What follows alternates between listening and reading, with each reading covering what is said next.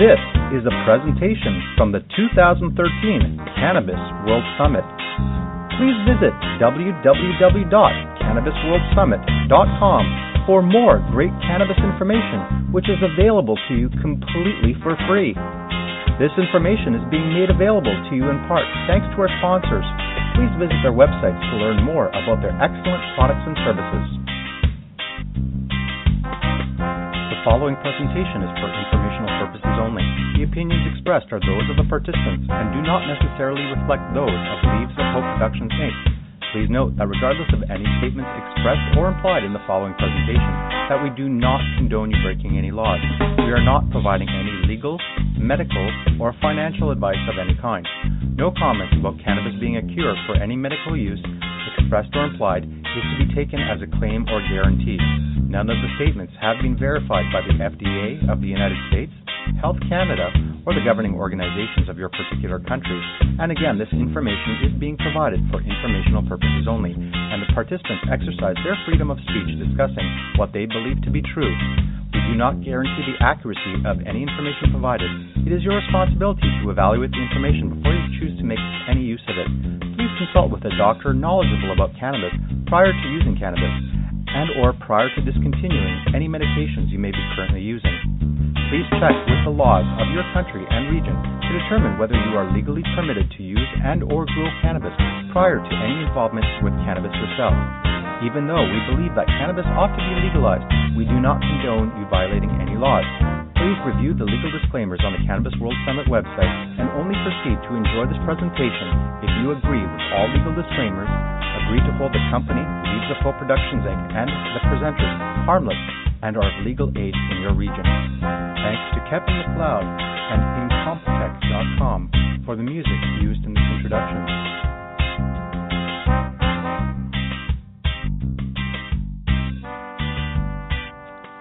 So I have RD from SoCal Seed Company.com to share with us a little bit about breeding cannabis plants using deliberate hermaphroditic techniques. So this is probably going to be of quite interest for those of you who are currently growing, perhaps those of you who are trying to breed your genetics of your plants to develop some strains yourself. You will find this information very useful.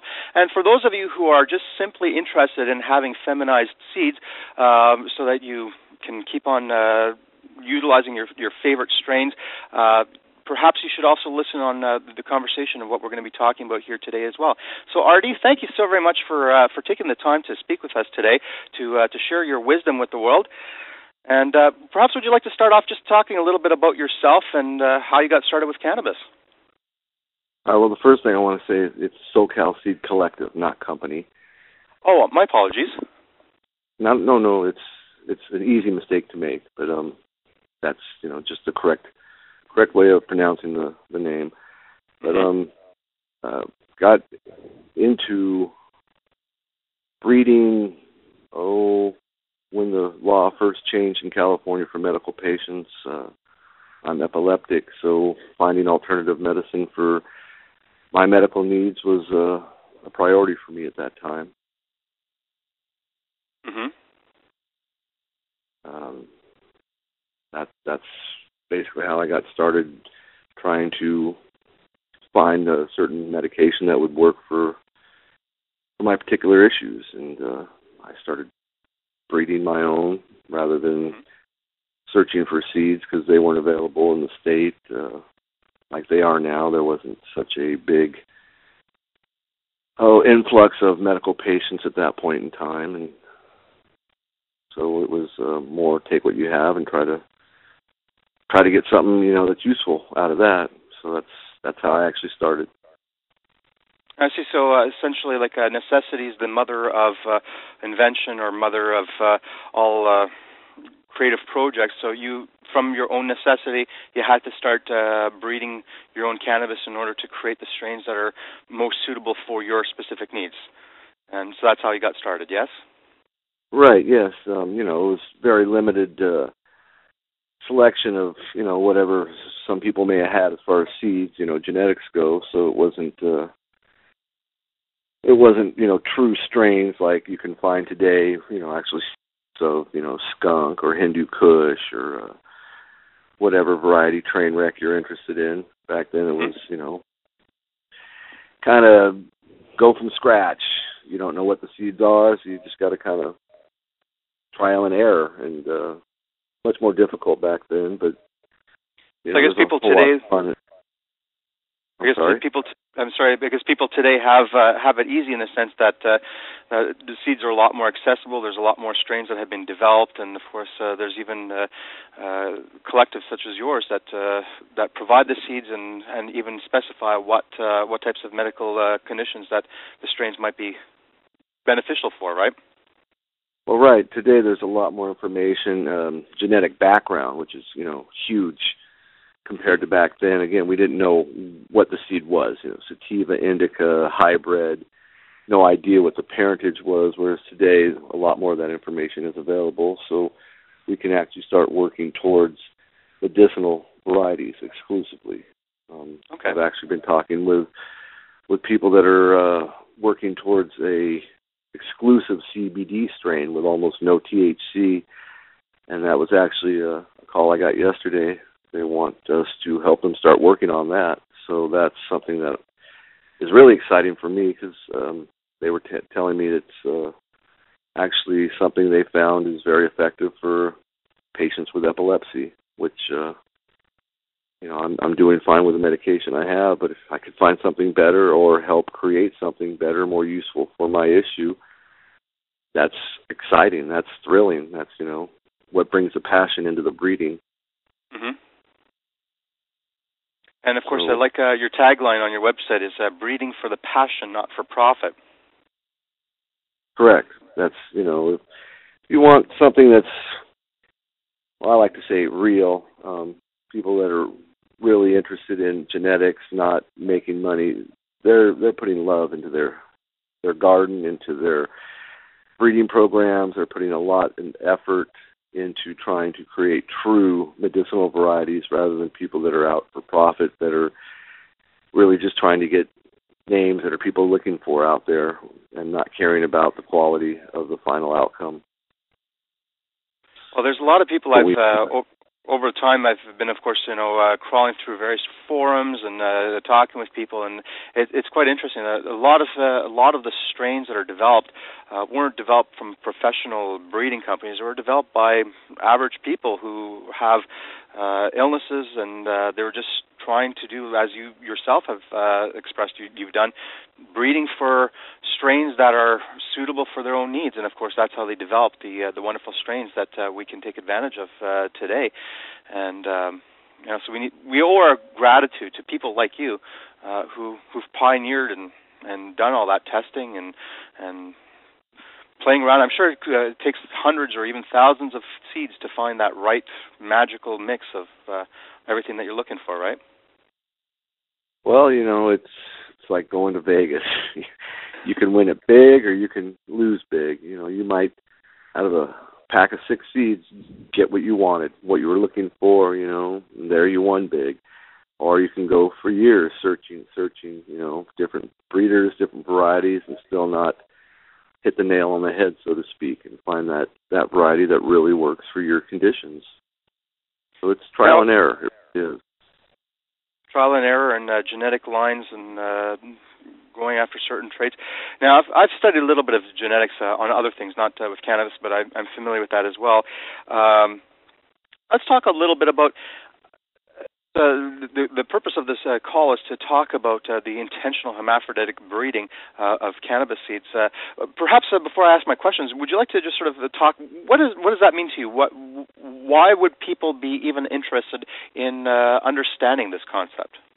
What's so special about it? Well, that's actually more of a term that we coined, or phrase we coined, because what people know as feminized seeds is just that. It's intentional breeding of hermaphrodite plants, whether it be chemicals or letting a plant go for far too long to induce male flower and then pollen.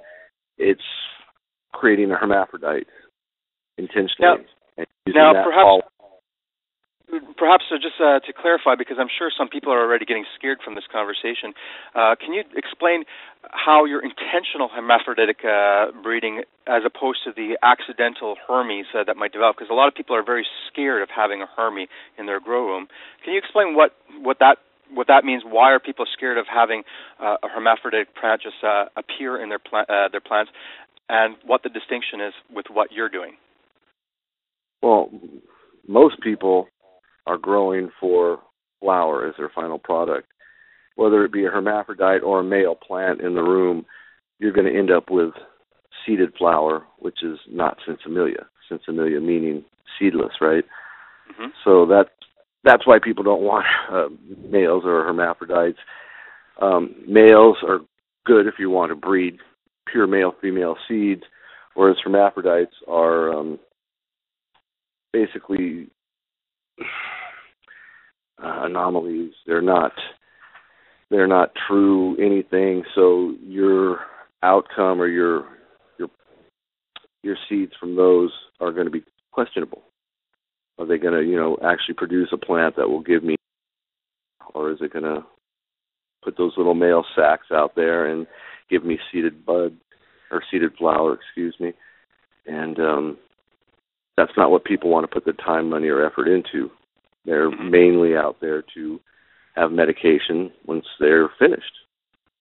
So anything that has seeds takes from the medicinal value of any flower pretty much, because the plant puts more of its energy into producing the seed, which is, the next generation, rather than the flower itself. Okay.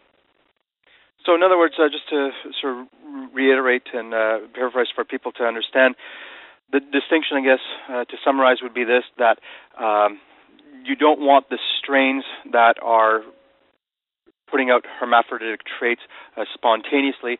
You want to control that process. So the ones that are becoming hermes on their own, you don't want to encourage that. It's just you're utilizing deliberate hermaphroditic induction in order to do some specialized breeding with. Well, yeah, and that's, people are marketing these intentional hermaphrodite breedings as feminized seeds, which is absolutely incorrect. There is no such thing as true female seeds. There's nobody in the world that can guarantee that. Every seed has the potential to be a male or female. If it didn't, how would you be able to induce the male side of the gene pool off a female if those genetics were not already in there? Mm-hmm. It's the whole feminized seed concept is based on human genetics, not cannabis. So it's false. It's completely a marketing tactic to put out inferior seeds for twice the cost is basically what it comes to. There is no proof that you can get a true female seed from that technique. There are valid reasons to use that technique in breeding programs, but not to market something for twice the cost. That's just not a valid path. It's okay. But isn't there is an advantage to having a feminized seed so that people don't end up getting a male plant, which of course is not going to produce the medicine that they are looking for, the Cinderella, but wouldn't it be not quite what I said?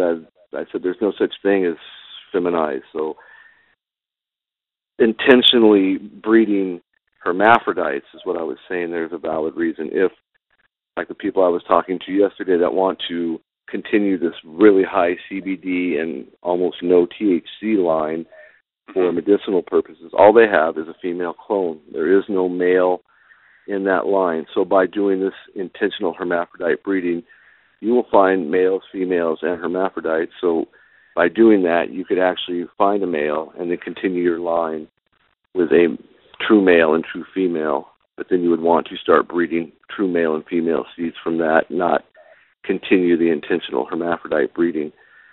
There's no other purpose for it.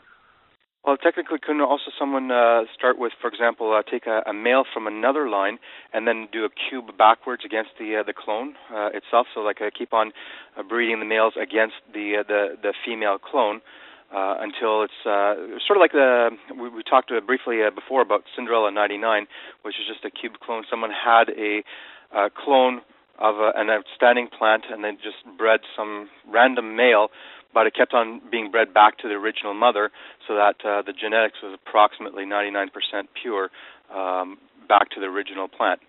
Is that another way that someone could go about doing that?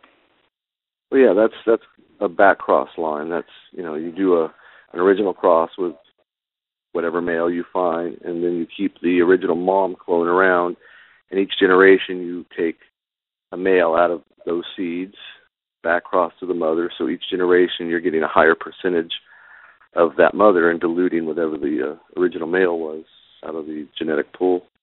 Mm-hmm. Okay, well, that's also an interesting technique as well, but that's not what we're here to discuss today, so I apologize for going off on a tangent, but I thought it was a bit relevant. No, that's just that's back crossing. That's right. That's okay, a valid way of getting to your goal. Okay. So that's, of course, one of the genetic terminology, back crossing, going back to the original parents of the stock. And of course, this is terminology and concepts that are used for genetic breeding for many anything actually, whether it be plants or animals. Even I've actually studied fish genetics in this respect. I used to have some fun breeding guppies. It's just a personal hobby, but I've delved into the concepts of understanding back crossing in this way, and the various different generations as well.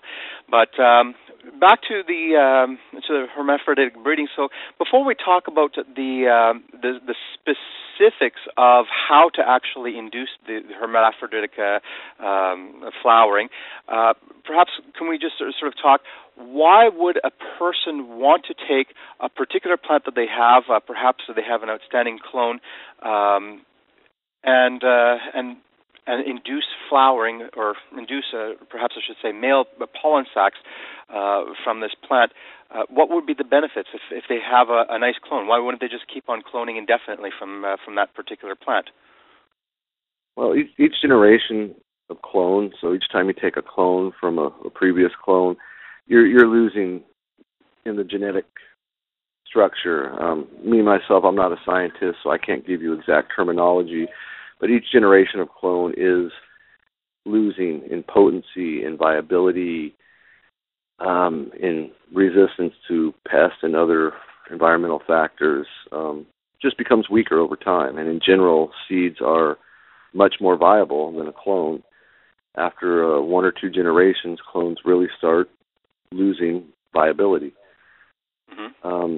The reason for the intentional hermaphrodite breeding, as I was talking about a little while ago, if there's a particular clone you have and you don't have any seeds that you can hopefully get a male out of to continue that line, that would be a valid way to preserve that specific genetics.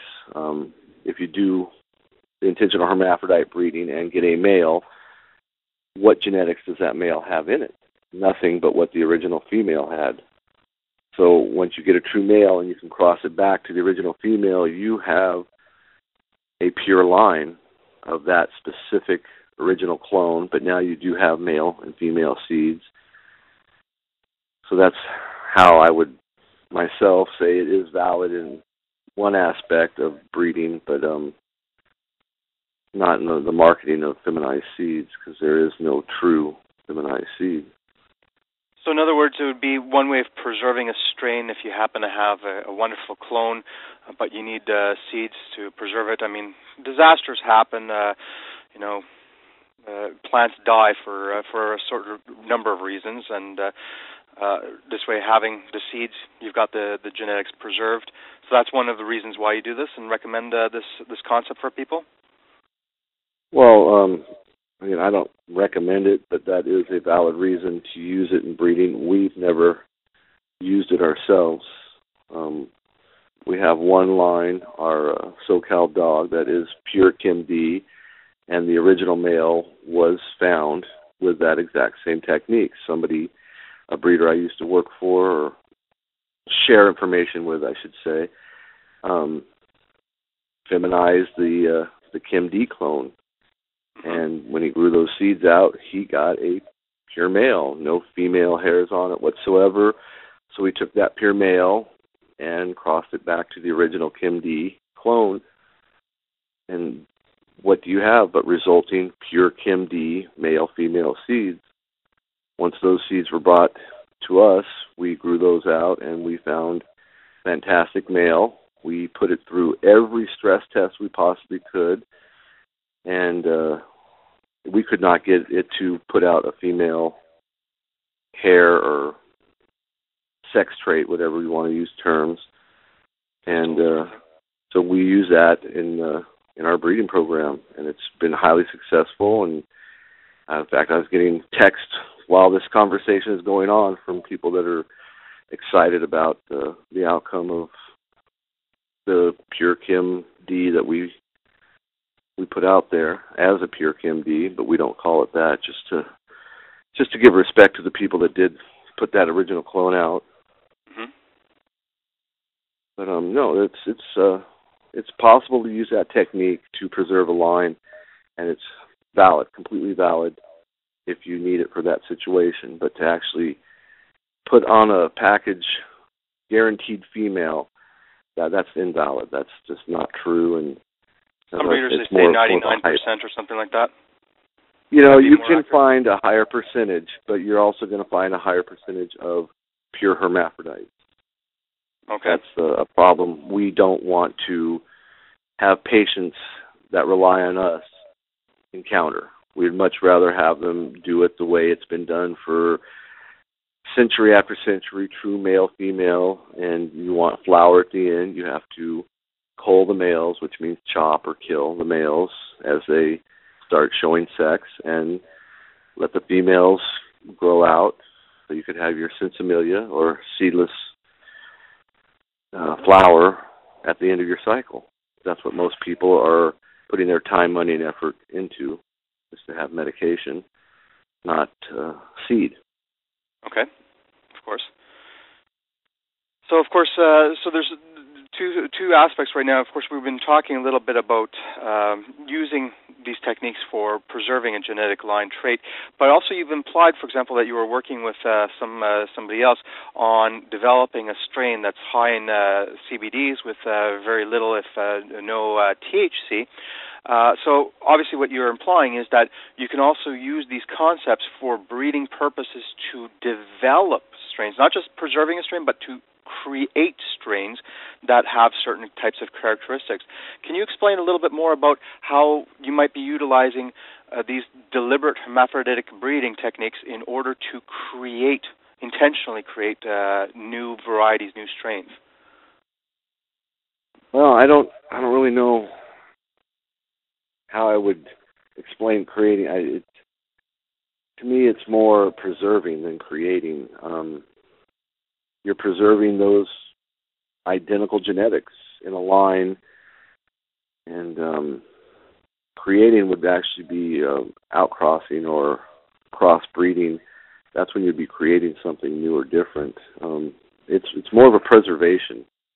Okay, so but how would you get, for example, just using the example that you shared? So let's just say you have the assortment of seeds that you have, or plants or clones or whatever, but you want to create a plant that's high in CBDs, very low in THC. Did I understand correctly that that's one of the projects that you're currently working on with somebody to develop a strain like that? Somebody contacted me yesterday. They have a mother clone that has been tested extremely high in CBD and under 0.5% THC, extremely low THC. Wow. And certain experiments, they have been shown that it is effective for epileptic patients. So want to... How high did you say the CBDs were? I don't remember what they told me. It was, off the top of my head, I would say it was in the 20s, 24-ish %. Wow, that's. I don't want to. Don't hold me to that. It was just one conversation yesterday, and it was just more about the high CBD and extremely low THC that caught my interest. I didn't jot down specific numbers, so unfortunately, I don't have that exact information for you. Okay. So essentially what you're interested in doing with this plant is sort of along the lines of what we're talking about today, is to induce a hermaphroditic trait in order to capture the genetics in seeds. And I would presume that once those seeds are created, then you can share these seeds through for other patients who need high CBD strains so that they can benefit for epileptic or other. There's actually a number of conditions that can benefit from such a strain like that, and that's just absolutely outstanding. The numbers that you've mentioned, so high CBDs and so almost non-existent THC. So explain to us, how would a person induce hermaphroditic male pollen sacs, and how would they go about? So let's just say, for purpose of discussions, I have a plant. Let's just call it, whatever. I have a plant here. It's a clone, and it's an absolutely wonderful clone. What would you do in order to create seeds from this clone, from what we're talking about today? How would a person go about doing that to preserve that strain? Well, you understand, we don't do that type of breeding. We understand how it's done, so I could touch on the subject, but we do not use that technique for breeding, other than if it's a very specialized project, and then it would be worked from that original hermaphrodite breeding for generations before anything was released to ensure there was no hermaphroditic trait passed on to the future generations, if that makes sense. We don't want to put out hermaphroditic seeds. That's something we're very adamant about. Could you repeat the question?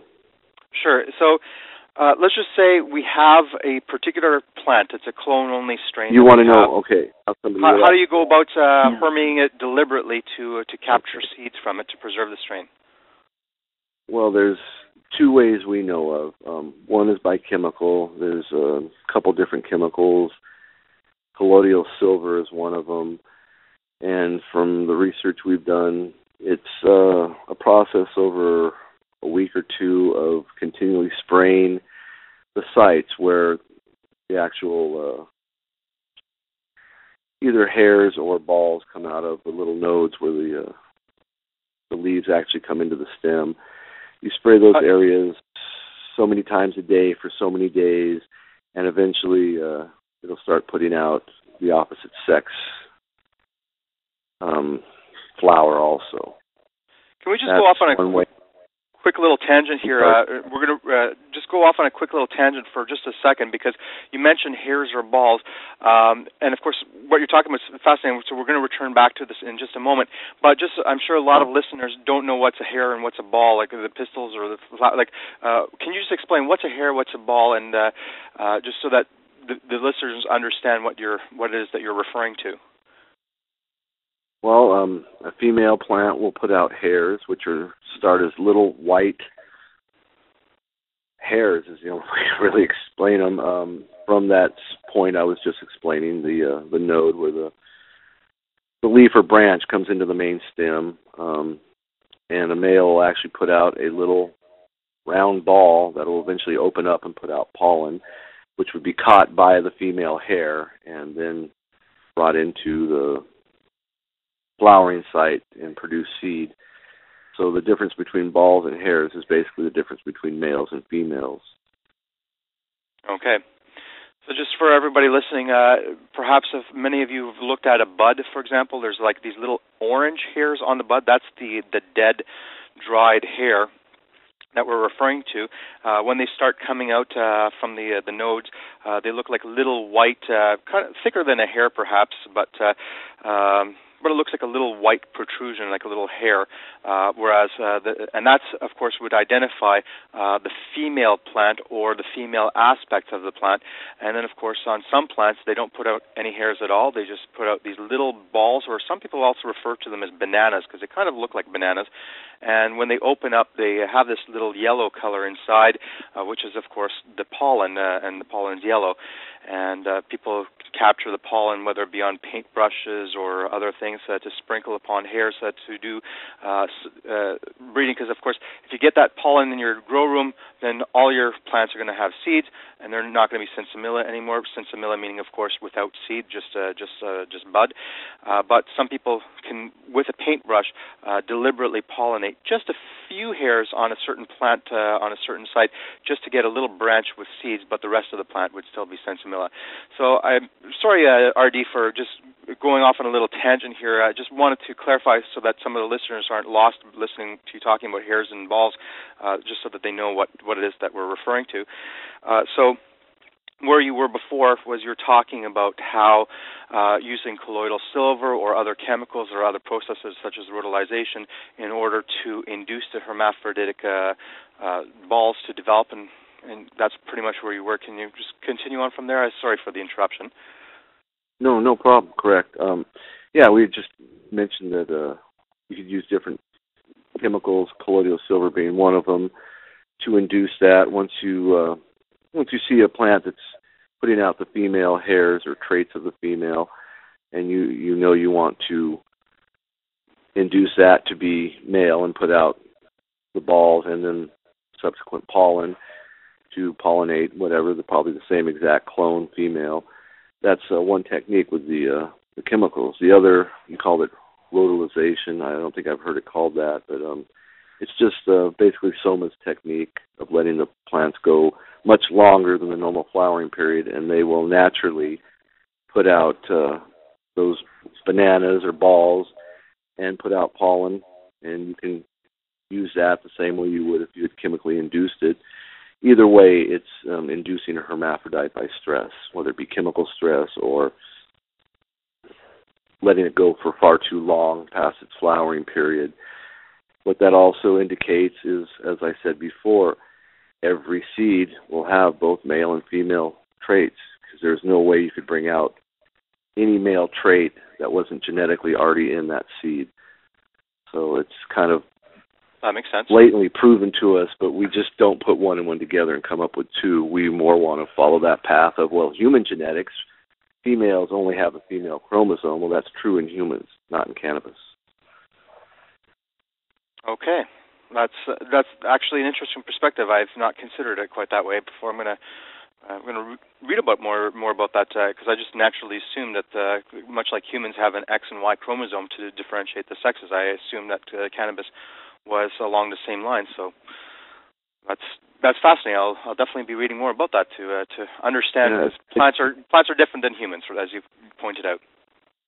That's true. They do have the X and Y chromosome, but how it's divided between the seeds isn't quite the same way as it is in humans. There's predetermined male, female, where the seeds, I truly believe, again, I'm not a scientist or a botanist, but I've been working with this plant for a few years, and I truly believe there's environmental factors, whether it be amounts of nutrients in the soil, the heat, or the cold. Those are different things that will trigger a plant to be a male or female. It could even be some kind of intercommunication between the plants themselves. I mean, we're not gods. We don't understand everything about everything. So, there's some other factor there that triggers them to be a male or female. And in general, we find more females than males. 70-75% usually is the ratio of female to male. And again, we don't know what those triggers are. It could just be a healthy environment, and healthy soil and nutrients generally gives you a higher ratio of female, because you only need one male to pollinate an entire field of females. So in nature, the males are not as needed. They're so naturally not as abundant. But that's, not always true. You can get 6 seeds and end up with 6 males sometimes. That happens. There's just no way to look at a seed and say that's going to be a male or female. So unless you're psychic. Yeah. I'm sorry. Say that again. I said unless you're psychic, but I'm just smiling at that. Right. No, yeah. There's just we try to be as honest and straightforward and keep it true and real, and that's just how it is. You pretty much need to know there's male and females, because even with your feminized seeds, males are found and hermaphrodites, and you need to be able to identify those, or you're going to be very disappointed at the end of your cycle. And I guess that's also why a lot of seed companies, when they sell seed packets of regular seeds, both male and female seeds in there, they usually sell 10 or more seeds, because the more seeds you have, the more likelihood that you're going to have female seeds in there as well. The smaller the number, the greater the chance that you might have all males. And, of course, it could be all females, too. It could be all females too, but the more seeds you have, the greater the statistic probability is that you're going to have, an assortment of them as opposed to just one or the other. So, be beneficial. Right. So let me ask you this, RD. So let's just say a person listening to this call at home, they have a lovely plant that, for whatever reason, they would like to do what you're suggesting about preserving the genetics of that particular plant that they happen to have. So, of course, you mentioned there was two processes: the using colloidal silver, or the chemically induced stress, and of course there's rhodolization, which is just making it so old that they start putting out plants. There's, of course, other methods as well, but let's just focus on those two methods because that's probably the easiest ones for people at home to do. Aside from perhaps light stress, but that might not necessarily be desirable either. But so explain to how would a person, so they have a plant, how would they use colloidal silver? Where would they get colloidal silver, and what would they do in order to go from having a clone to having a finished seed that they can plant at some point? I mean, asking me, I'm going to tell you, throw out some other seeds and find a male. We do not use intentional hermaphrodite breeding. I would never suggest anybody do that. Me as a breeder, I don't use that technique. I mean, unless I have a very specific project, and again, I would never ever recommend that to an amateur breeder. I don't use it, so I've never done it. I can't really speak on how to make the silver or where to get it. It's nothing I've ever been interested in, or really will be, except for maybe this one project that somebody called yesterday about. And again, that was just one phone call. We'll see where that goes, Okay. So what would a person do in order to, so they have a particular plant they love, what would you recommend someone listening to this at home to do in order to preserve this particular strain? Let's just say it's a strain that they find particularly beneficial for their specific medical needs. How can they save it so that in case the disaster strikes and they lose that clone, so they have some backup seeds? I would recommend trying to find what the genetic background is. Let's just say you have an Afghan Kush, and that's the cutting you found that's just amazing. Well, I would look for some either Afghan Kush or Hindu Kush or maybe Pakistani Kush, something that comes from that region that's very similar, and look for a really nice male. Mm-hmm. And then cross that male. Grow those seeds out. If it's not close enough to what that original female was, find a nice male out of that generation of seeds and cross back to the original female again. As we talked about before, the more times you cross back to the original female, the more you dilute the original male's genetics. So it becomes more identical to that original female, the whole seed line. That's the way I would recommend if somebody really wanted to preserve a clone that they didn't have any male seeds of or plants of. I would say go through the back crossing method. That's the old way of doing it.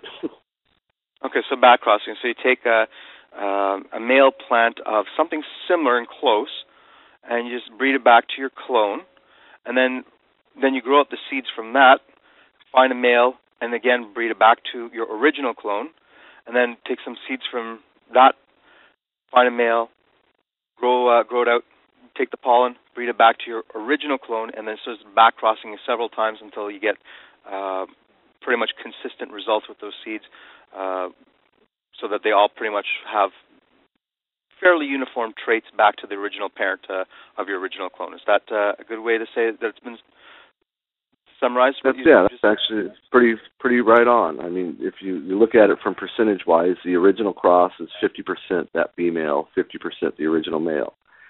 You take the 50-50 seeds and cross it back to the female. Now you're 75% that original female and only 25% the original male. Another back cross, you're like an 82 or 87.5%.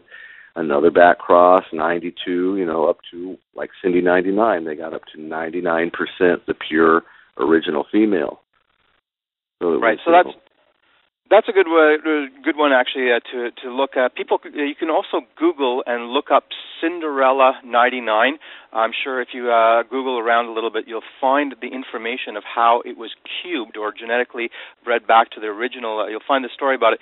But the reason why we referred to it a few times is because the story of how Cinderella 99 or C99 came to exist was by someone doing this exact process that we're talking about. So it's just mentioning it because it's easy enough to find that information to understand the concept of what we're talking about here. So how would example? Okay, now so using instead of colloidal silver, what would be the distinction instead of using colloidal silver? Of course, we were talking about using using another strain, a male, but just talking about the deliberate hermaphroditic breeding. So, of course, we understand we talked a little bit about before using colloidal silver, spraying it on the plant for a couple of weeks until it induces the balls or the male pollen sacs. But of course, you talked about also the other aspect of just letting it go way past maturity, way past the time that you would normally harvest a plant. So, do all plants, when they if you don't harvest them at the ideal time, and if you just let it go for a few extra weeks, do all plants start throwing out, as long as they're still Sensimilla, do they start throwing out pollen sacs, or is it just a few plants that will do that? And how long does it usually take? From what we've heard, again, we don't use the techniques, but from the research we've done, what we've seen and heard, that is pretty consistent with any plant. And again, why I say there has to be male and female genetics in every single seed.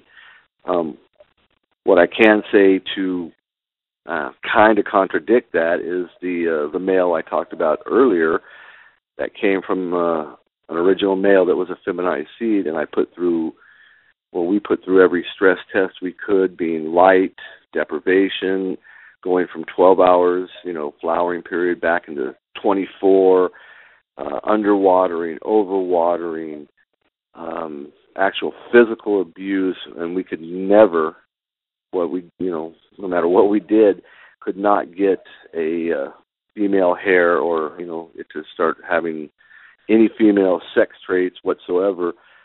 So from that experience, we see that we had a true male. There was no female, or it took a lot more stress than what we put it through to induce it to become a hermaphrodite. It was what we would call a true male, but again, not a scientist, so I don't really have any other scientific technique or method for testing that, if there is such a thing. Mm-hmm. But for people that have been doing it like we have for so long, that's pretty much the standard. Put it through every type of stress you can, wrong kind of nutrients, light deprivation, too much light in the 12-hour period, no watering, too much watering, and actual physical abuse, because that can happen if it was an outdoor plant. Deers can come by, break it, chomp on it, chew the top off. There's things that happen in the natural environment that can induce it also to become a hermaphrodite. So we tried everything we possibly knew of and could not get that male to put out a female flower. So again, that's what we would call a true male, but maybe it takes more stress, if there is such a thing, than we did to it. We did not spray it with chemicals. We just don't do that. We don't have the equipment to make the chemicals, so just not something we've ever invested in. Okay. So do you have any other words or suggestions for people who are looking at breeding seeds for either seed purposes or for the sake of preserving traits, or perhaps seeking out other traits as well? Do you have any suggestions for anybody who's looking to be producing seed for any purposes whatsoever that they might want to consider from your years of experience of working with plants? The best advice I can get is probably get your seeds from someone that's been doing it for a long time and has a reputation. It's not so easy to make quality seeds from a hobbyist standpoint, if you know what I mean. Because as you were saying, you don't want to pollinate your whole room, and most people are going to want flower. So that selective pollination, as you were talking about with a paintbrush, that would probably be more of a suggestion for somebody that just wanted to make a few so they had more for the next generation, or try their own little cross, or try and preserve something. It's just keeping that male separate where it's not, hitting all your female. You pretty much have to have two separate grow rooms, one for the male and a way to capture his pollen, and to keep it also from being introduced into the other room where it would seed the other females. And I think you can see it's not just an easy process to make a few seeds for a hobby purpose. So, well, I guess also if someone accidentally grew out, accidentally, because of course seed can be 50-50, they get a male plant. I guess there's two ways, as you're suggesting, keeping it in a separate grow room. I guess an easy way to do it would even just be having just make it a little bonsai tree, so to speak, and keep it somewhere else far away from the grow room so it doesn't pollinate. But and of course using, as you suggested, the paintbrush to selectively pollinate just a couple buds or a couple of branches and mark it off with string so you know which buds they are later on.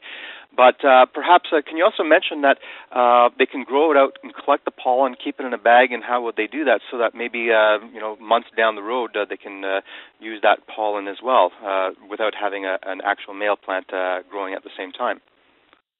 No, that's actually really good. I was just going to bring up when you said the paintbrush thing, well, you've got to have a reserve of pollen to actually get the paintbrush technique, front. You've got to have it collected somehow. So, again, that's why you really don't want to put the male outdoors.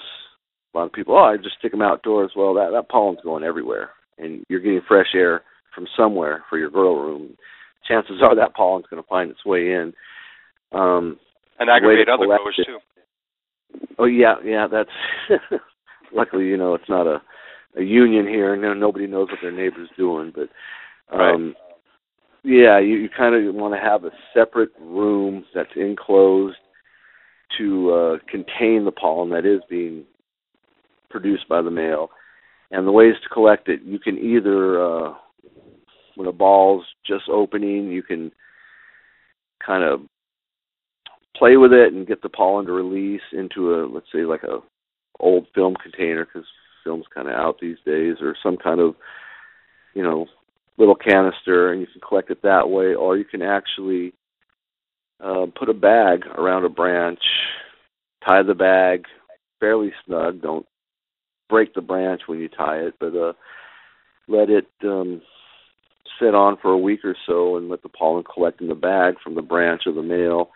And then you'll have what I call more of a dirty pollen, because you'll have a lot of plant material in there also. But you'll have pollen collected that way. And from there, you might want to try and put it in a container, because it's a little difficult to deal with in a bag with just a little paintbrush. You're going to get it all over your hand and the entire brush, not just the tip, But that's the way to collect pollen.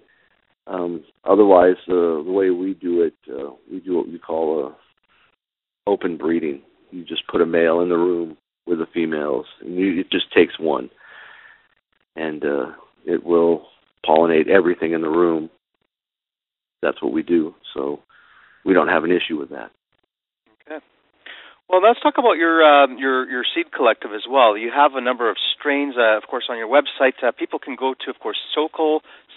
That's, I guess, South Carolina, or not Carolina. California. Sorry, SoCal. I'm Canadian, yeah. so forgive me here. SoCalSeed.co.com. So, of course, you can click on the strains, and you can see a number of strains. So, does your collective create and breed? How is this done? Is this done by a number of different people producing these strains so that medical users can have access to this? How does it work? Why are you providing these strains, and how are you providing them? Well, that was the idea of the collective originally, not to just have one breeder and one breeder's vision and one breeder's needs in the catalog. We are a group of breeders from the entire state, from San Diego down, almost to Tijuana, all the way up to Humboldt County, almost Crescent City. Breeders either will help breed or they'll pitch in genetics. People are helping in different ways. Some will just help out,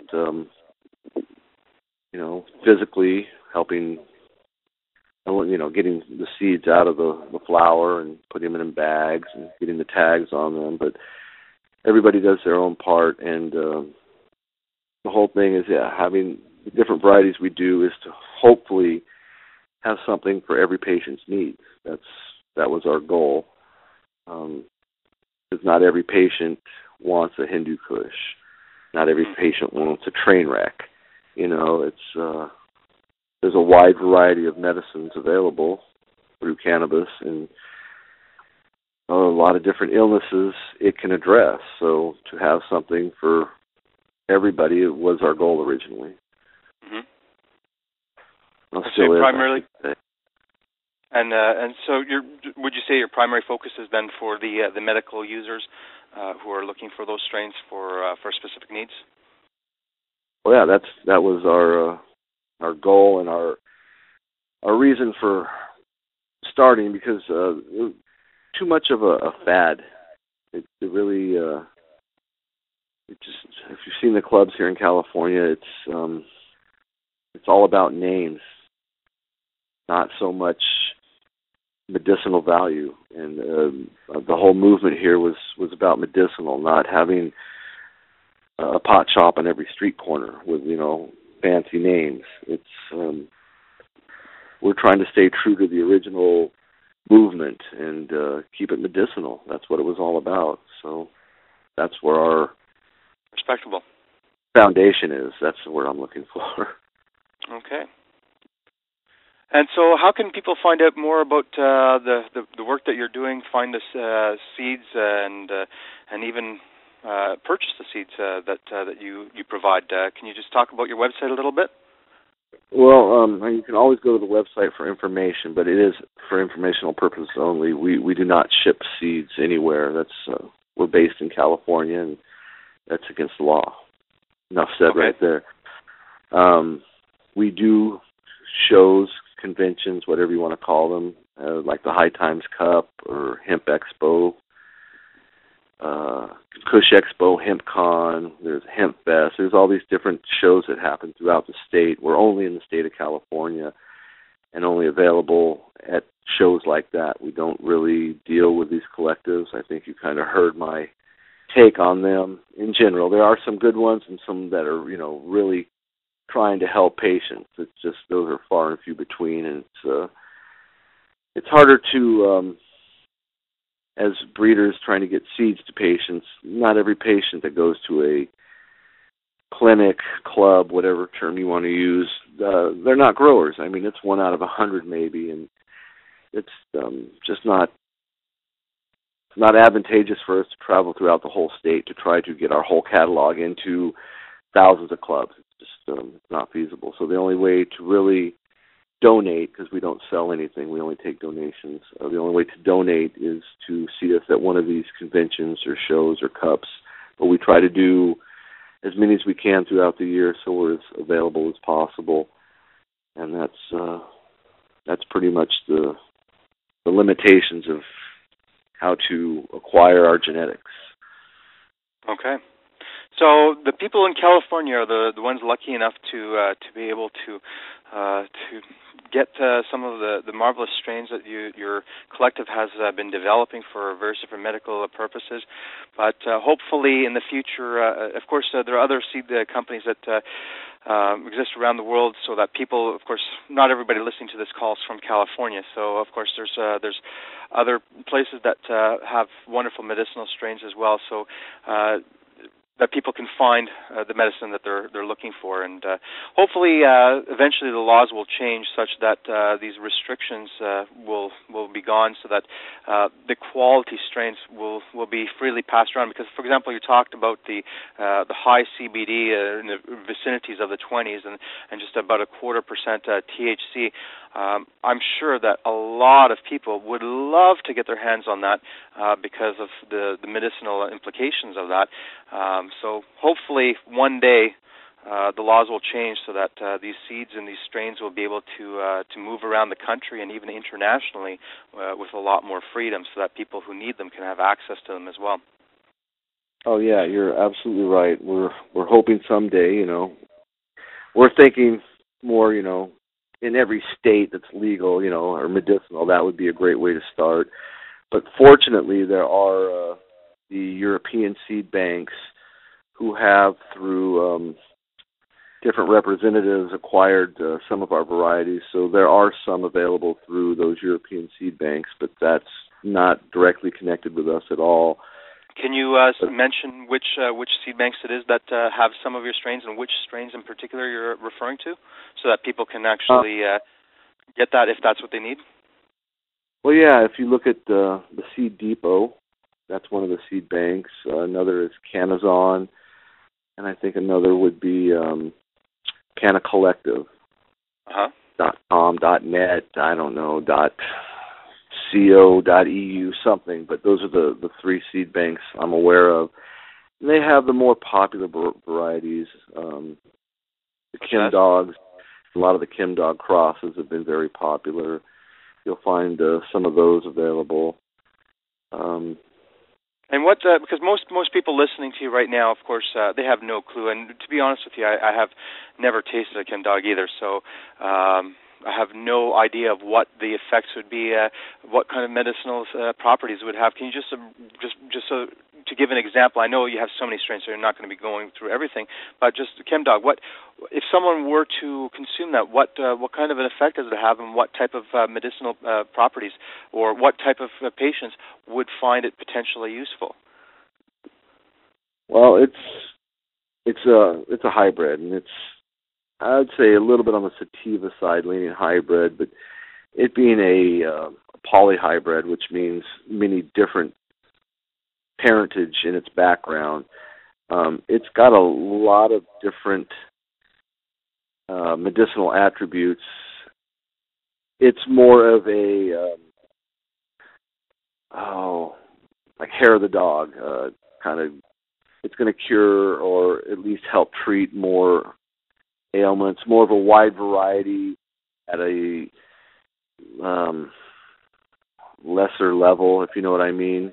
Does more, but not as intense. Whereas like the very specific CBD variety, as this one group I was talking with yesterday was talking about, they're very, very adamant about getting this to the epileptic community. That's what they found it's very effective for. So as the Kim Dog, I'm saying, is, you'll probably find it'll help epilepsy some, it'll help anxiety some. If you have hunger issues, or, appetite issues, it'll help in everything in a little lesser degree, if that makes sense. Okay, but it's absolutely. More people find it useful, whereas something that's very specific CBD, you're going to find very specific people that find that useful, not such a wide variety, if that makes sense. So the Kim in particular, it's enjoyed by more people than a very specific group, if that's understandable. Right. Well, anyways, I wonder if there's perhaps off the top of your head, if you're aware, because I'm not actually really aware of any central repository. Well, I've actually come across a few websites over the years, but where would a person looking for information about strains that are correlated to specific medical conditions, where might someone be able to find which strains are most appropriate for them? Because, of course, there's all these names, but names are just names, and technically they're not really... a name is a name is a name. And rose by any other name, would it smell as sweet? It doesn't really matter what the name is, but it's the genetics of the plant that has the right characteristics that hit the nail on the head for certain people for specific medical needs. How would someone with a specific medical need go about finding which strains would be best for them? The best information I found on that subject in particular is from a company called Howlant Labs. It's a testing company. I believe they're out of Central to Northern California. Halent, I think is how it's spelled. They have done a tremendous amount of testing for very specific cannabinoids and their effects on different issues with humans. They've really, as far as I've seen and throughout all the research I've done, they have the biggest catalog of varieties to ailments, what works for what. I was pretty impressed with the amount of information they had, actually. Okay. Well, I might have to do some research into them, look into them, and see if we can put a link out to their site or something, because I'm sure that a lot of people would find that kind of information to be very beneficial to have access to. So anyways, RD, I would like to thank you so very much for taking the time to talk to us about the various different breeding methods that we've discussed here. Also, you sharing about your collective, about the seed strains that you have, and of course, mentioning that it's available in California, but also sharing with the rest of us around the world how they can possibly find some of those strains elsewhere that they might be able to access them. And before we finish, do you have any parting words or messages that you would like to share with the listeners today about anything, whether it be for breeding or just from a personal perspective of what you think we need to be focusing on right now to be getting all this legalized, or any message in your heart that you'd like to share? The best thing I could say to folks is just keep it real. I really don't like hype and misinformation, and that's how we get misled and start focusing on things that are useless. We keep it real and really start focusing on what this movement was about. I think we can prevail. Well, thank you so very much. Thanks for keeping it real for us, and really appreciate you taking the time to share all your wisdom with us today. Thank you.